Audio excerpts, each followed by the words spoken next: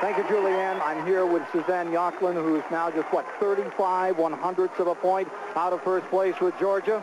Well, I didn't know the score. I can tell you this much. This is the most exciting championships I think I've ever been at. It's just wonderful. The excitement's unbelievable. What have you got to do to bring this one home? Well, we have the toughest 2 events to go for Georgia. You know, these are the real concentration-focused events, and we're an adrenaline team, so it's going to be a tough competition for us, but we have a mentally strong team, so we just have to see what happens. Good luck, Suzanne. We'll be back with more after these messages.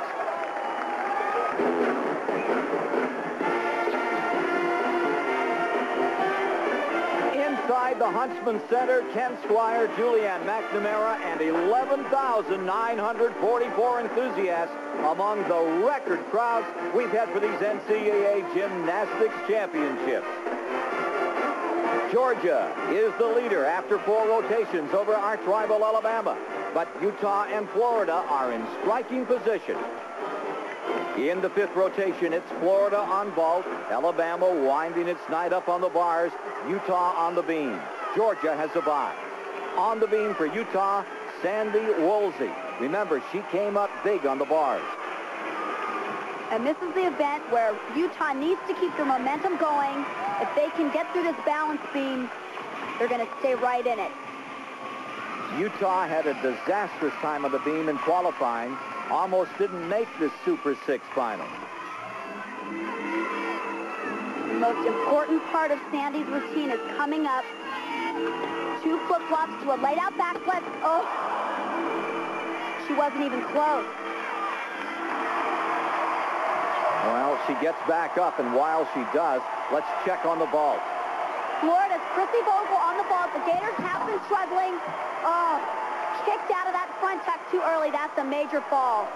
Florida's hopes dwindling here. On the beam, Woolsey did get up and finish with a 9.1. You can see here, she does 2 flip-flops. Now she's going to go into a laid-out backflip. Her foot just completely missed the beam. And that's a big fall. Greg Marsden looking a little nervous. He knows that they have to be perfect now, or they'll have to count Woolsey's score. And Vogel, as well as Florida, out of it with a 9.575. Over to the bars. Alabama's Stephanie Woods up. A lot of pressure for a freshman here. Stephanie's got very long lines. She does a half turn, swings over the low bar. You have to show work on both the low bar and the high bar.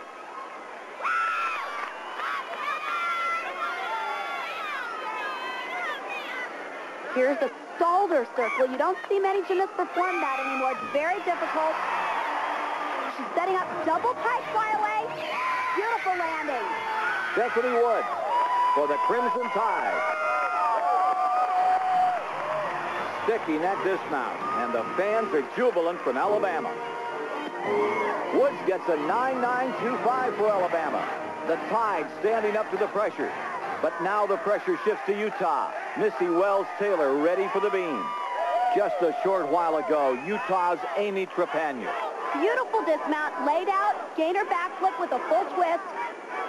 Amy Trepagna scores a 9.825. She was followed by Suzanne Metz with a 9.9. So Wells-Taylor is Utah's last performer. And watch her mount. She does a difficult mount, which is unusual these days. Very nicely done.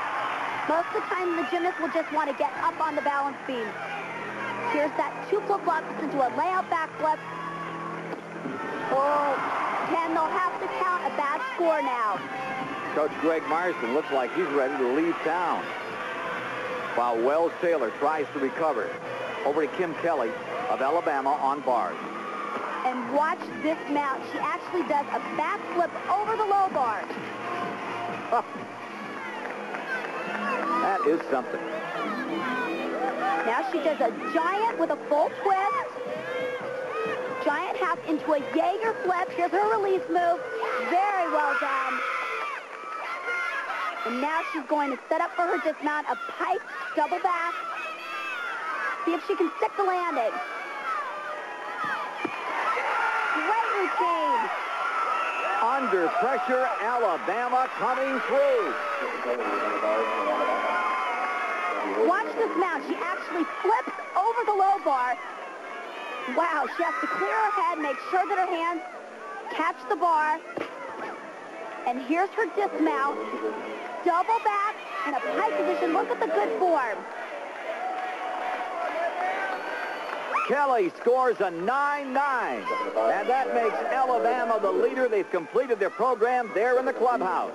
Wells Taylor's 9-0 drops Utah behind Georgia, and Florida hopelessly out of it in fourth. So now it's the Tide, which can see the championship in its sight. And Utah has to hang in there with its final rotation upcoming back after this. Can only watch and wait here at the NCAA Championships as the Crimson Tide is in the lead, but a rotation ahead of Georgia, which is well within striking distance. Utah, the long shot. At this point, they're back in third. In the final rotation, Utah will be on the floor, and the Georgia Bulldogs on the perilous beam. We were really good on beam, but it's just like towards the beginning of the season, we had problems. But the last 2 to 3 meets, we've hit like 6 out of 6 on beam, so we're calling ourselves the beam team now. But the beam team's in trouble. That good luck charm, the teddy bear, doesn't seem to be working here for Simpkins, Julianne. She looks like she's cramping. Yes, she does, Ken. And Yocklin's checking, but the rule is before the 3-minute warm-up, they can substitute the gymnast and change the order. After the warm-up, they can only replace the gymnast. Meanwhile, Leah Brown of Georgia will start the Bulldogs off. She has a difficult mount, a front flip. Right there, we talked about easier mounts, just making it onto the balance beam without a fall. Now she starts off with a big mistake. At 5'8", that balance beam must be even trickier. Much more difficult to get your body flipping around, but it's also very beautiful to watch the long line. Here's a crucial move. Oh, there's another bobble there. That'll be a deduction. Here's a big move. Flip-flop, layout, backflip. Oh. Falls for the second time, Leah Brown. Meanwhile, sophomore Megan Cottle is up on floor for Utah. And that was a beautiful high pike double back. Utes already have 2 9/8s as we join Cottle here in progress.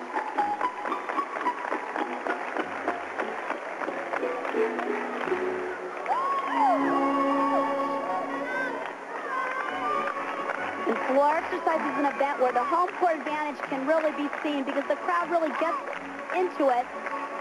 Cheers the team on as Megan Cottle sets up for her final tumbling run. She does a double twisting laid out backflip. Nicely done.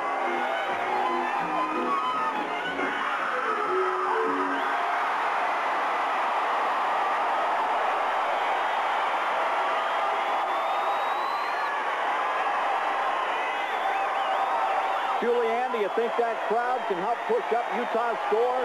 I don't see how it can't. 9-8-5-0 for Megan Cottle.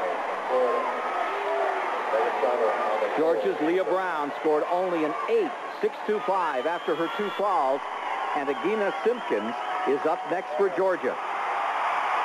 Suzanne Yocklin senses that the whole championship could be at stake. Moments ago for the defending champs, Leslie Angeles went down also, so at least one bad score is going to count for Georgia.